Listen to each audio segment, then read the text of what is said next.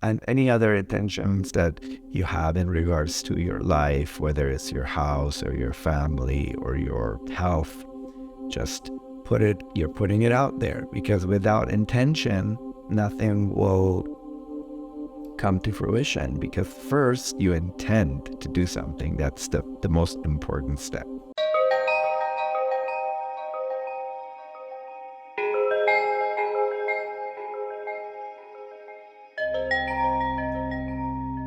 Hello everyone, and welcome back to the Soulful Intuitive. Today we are going to talk about decharging.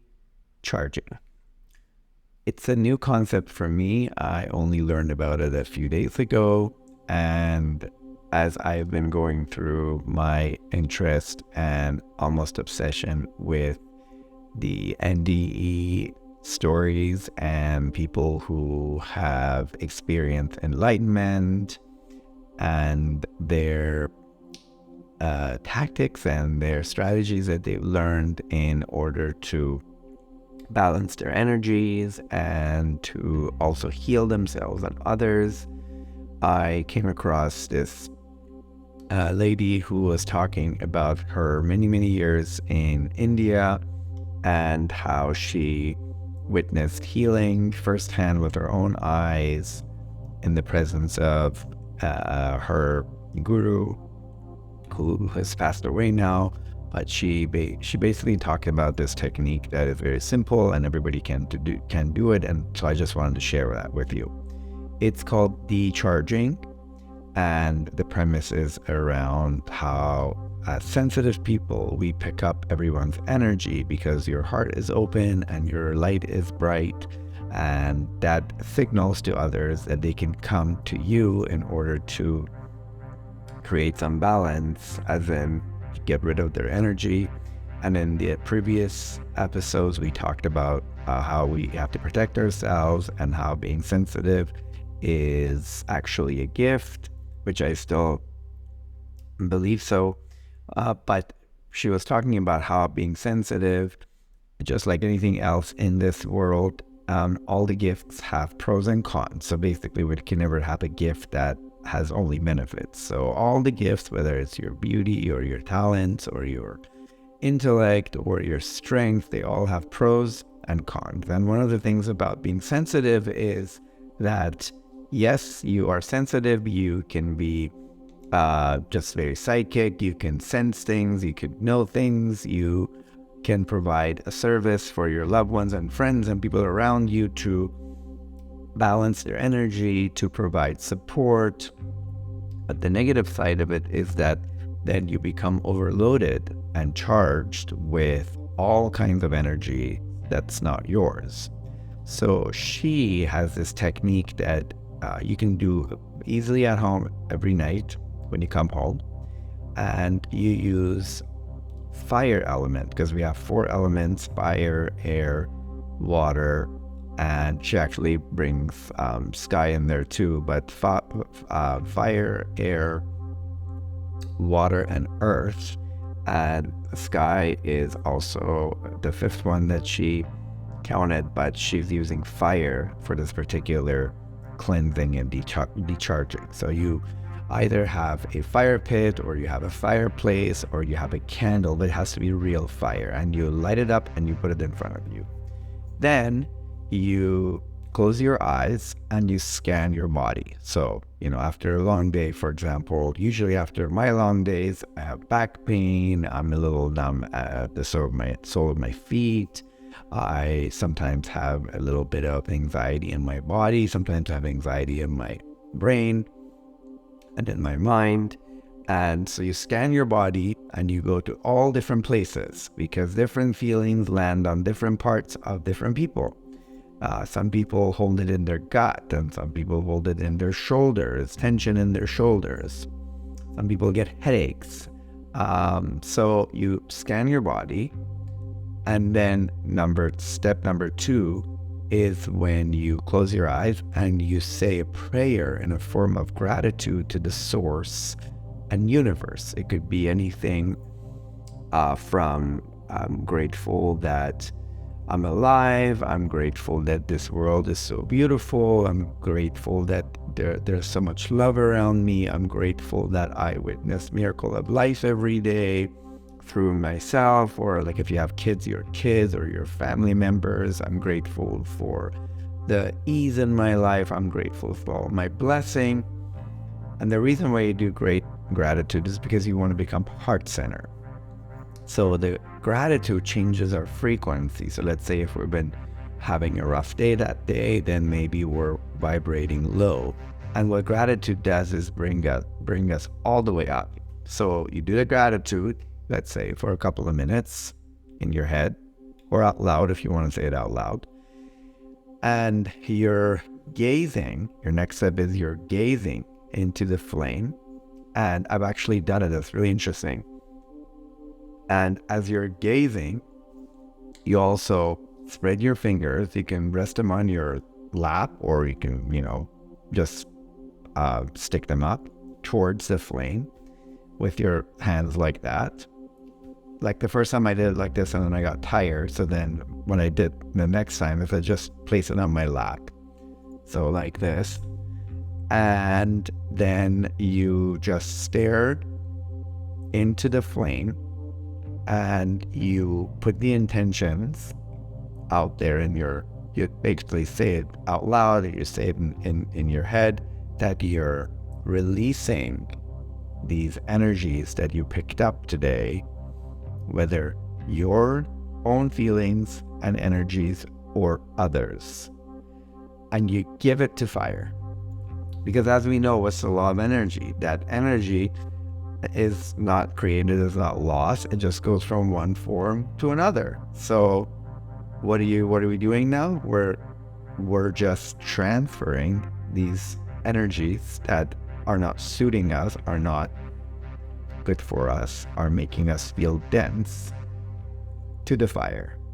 And fire then recycles it and put it back in the universe. And so the first time I did it was interesting, because my hand, I felt like my fingers started to vibrate, and I could feel heat shooting through my fingers. And it made me excited, because anytime that I can physically feel the world of energy where we live in, I get excited. So close your eyes in the beginning, scan, then gratitude, and then open your eyes, gaze into the fire with your fingers and your hands spread.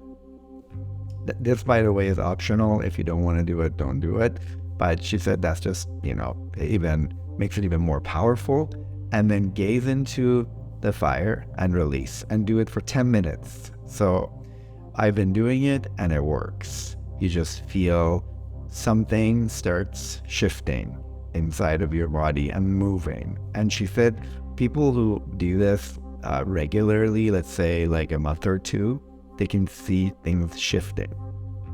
All these techniques, which then it made me think of, for Persians, at the end of their year, the last Tuesday night, basically, or they call it Wednesday, but it's the last Tuesday night of every Persian calendar. They jump over the fire, and they just make bonfires, and then they jump over the fire. And the story behind it is that you want to get all the bad juju from your last year back to the fire to cleanse, so you can start your new year on a clean slate. So it's been around for thousands of years. So this is also a technique that she said it's not new. She does it. And she actually said that she has a ceremony that she does with her students and with her friends on every full moon and every half moon, that they just make fire, they gather around it, and they gaze into the fire, and they do that. So alternatively, you can also wake up early in the morning and look into the sun and use sunrise, which is very powerful. She said sun, obviously, is like the ultimate source of energy for our planet. You can gaze into the sun and do that, or you can just make a bonfire in your backyard if you can, but it has to be some sort of a flame. And so if you do that, you're taking the negative or the low vibration that was caused by the energy residue that you picked up throughout the day, by either talking to people or touching people or just sensing people, and then you get it out of your system. So, because it is true that sensitive people, due to their open gates and their big heart and their open heart, they also are prone to illnesses, because what these energies do is they bring your vibration low. And when your vibration is not vibrating high, then you're prone to illnesses. So that's how we protect ourselves. And there's so many rituals, burning sage or burning other herbs. So it's all element of fire, where you're cleansing your house, you're cleansing your body, you're cleansing. I go to psychics very often, and they're always got something burning in their house. It's the incense and the candle and then the sage, because they're like cleansing. Because usually when people go, they're strangers who go to their places, and sometimes people have troubles, and sometimes people bring their troubles with them, whatever it is, relationship, health, finances. And because these people are professionals, they don't want that energy to linger around their house. So what they do is they burn, and they always have a window cracked open, so then the energy would leave. So another thing that you mentioned, which I want to bring up, is this is particularly essential for if you're a nurse, if you're a doctor, if you're a massage therapist, if you're a body worker, if you're a therapist, if you're a counselor, if you in any shape and form provide counseling, provide support to other people, it could be any kind of support, then you need to do this even more, because you need to lighten up your energy. You need to cleanse, so then you can go back up to your ultimate vibration, so then you can feel good enough in order to stay in your body. Because what happens for a lot of us sensitives out there is when it gets tense, we step out of our body, so we're not even in our body. And that's why a lot of us maybe use all kinds of distraction to soothe ourselves. But when our body becomes that high vibrating temple, then we go back to our body. And that's one of the good things that we can do afterwards, to scan our body to see how we feel. And that's important. So I already have added 2 things to my morning rituals. One of them is breath work that I do for 3 minutes, and this is the decharging that I also have added to my morning routine. They take a few minutes, and it's worth it. And then you can when you come back home, you can do that too. But like, I kind of think that she said you do the decharging at the end of the night when you come home, and then I do the breath work sometimes a couple of times a day if I'm home and I have extra time. I just do it in the morning, and do it during the day, and I also do it at night. It's just a way for me to tune into that meditative state that I like to be. And then once I'm in that state, then I start repeating certain words like abundance and miracles and love and harmony and peace. And these are very high vibrating words. And by just going over them, you're contributing to you concentrating on high vibrating concepts. And because of that, then you invite that into your life that day. And then, so also another thing that I do, and that I used to write it down and I just say it, it's the intention, because this intention is so important. Just if you're going to work, let's say, I always say I intend to have a great day, I intend to be safe, I intend to do great work, I intend to have meaningful conversations with my clients, I intend to connect with my partner, I intend to make good money, I intend to be happy, I intend to feel great, and any other intentions that you have in regards to your life, whether it's your house or your family or your health. Just you're putting it out there, because without intention, nothing will come to fruition, because first you intend to do something. That's the most important step, which even, so basically you're admitting that this is what you want, and then the rest is following after that. So when you intend to, let's say, have a great day, then you're going to materialize it, you're going to manifest it that day. And some days better than others, but if it's part of your routine, then that is going to set the energy and set you up for the rest of the day. All right.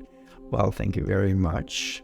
This was a technique that I have been focusing on for the past couple of days, and since I wanted to test it out for me to see if it works or not, I gave it a few days until I realized that no, it's not placebo, it actually works. So I just wanted to share that with you. Thank you so much. Have a wonderful day, and I will talk to you very soon.